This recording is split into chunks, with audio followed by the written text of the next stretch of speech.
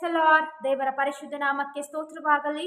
ನಮ್ಮ ಕರ್ತನು ಒಳ್ಳೆಯವನು, ಒಳ್ಳೆಯದನ್ನೇ ಮಾಡುವವನಾಗಿದ್ದಾನೆ. ಪ್ರಿಯರೇ, ಈ ದಿನದ ವಾಕ್ಯವನ್ನ ನಾವು ನೋಡಿಕೊಳ್ಳೋಣ.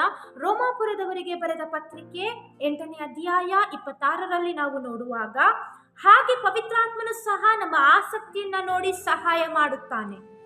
ಹೇಗೆಂದರೆ, ನಾವು ತಕ್ಕ ಪ್ರಕಾರ ಏನು ಬೇಡಿಕೊಳ್ಳಬೇಕು ನಮಗೆ ಗೊತ್ತಿಲ್ಲದರಿಂದ ಪವಿತ್ರಾತ್ಮನು ತಾನೇ ಮಾತಿಲ್ಲದಂತ ನರಳಾಟದಿಂದ ನಮಗೋಸ್ಕರ ಬೇಡಿಕೊಳ್ಳುತ್ತಾನೆ. ಪ್ರೀತಿಯ ದೇವಜನರೇ, ಈ ವಾಕ್ಯವು ದೇವರ ಬಳಿಯಿಂದ ಬಂದ ಪರಿಶುದ್ಧಾತ್ಮ ಅಂದರೆ ಪವಿತ್ರಾತ್ಮನ ಕುರಿತಾಗಿ ಹೇಳುವಂಥದ್ದಾಗಿದೆ.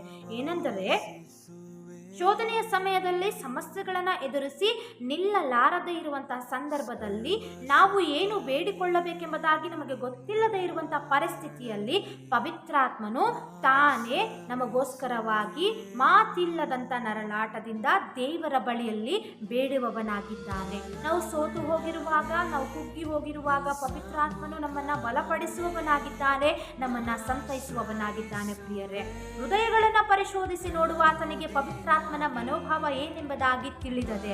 ಯಾಕಂದರೆ ದೇವರಿಗೆ ಗೊತ್ತು ಪವಿತ್ರಾತ್ಮನು ಯಾರ ಕುರಿತಾಗಿ ಬೇಡುತ್ತಾ ಇದ್ದಾನೆ ಎಂಬುದಾಗಿ.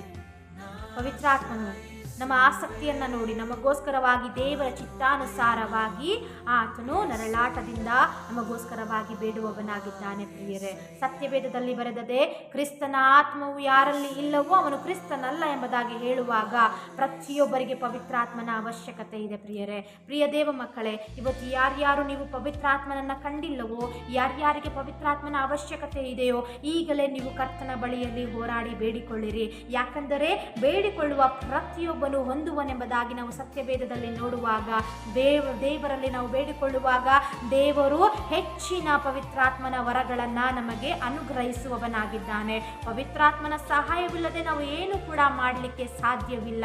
ಪರಿಶುದ್ಧತೆ ಇಲ್ಲದೆ ಯಾವನು ಕೂಡ ದೇವರನ್ನ ಮೆಚ್ಚಿಸಲಿಕ್ಕೆ ಸಾಧ್ಯವಿಲ್ಲ. ಪ್ರಿಯರೇ, ಈ ವಾಕ್ಯದ ಕುರಿತಾಗಿ ನೀವು ದೇವರಲ್ಲಿ ಪ್ರಾರ್ಥಿಸಿರಿ. ದೇವರು ನಿಮ್ಮೊಂದಿಗಿರಲಿ, ನಿಮ್ಮನ್ನ ಆಶೀರ್ವಾದ ಮಾಡಲಿ. ಆಮೇನ್.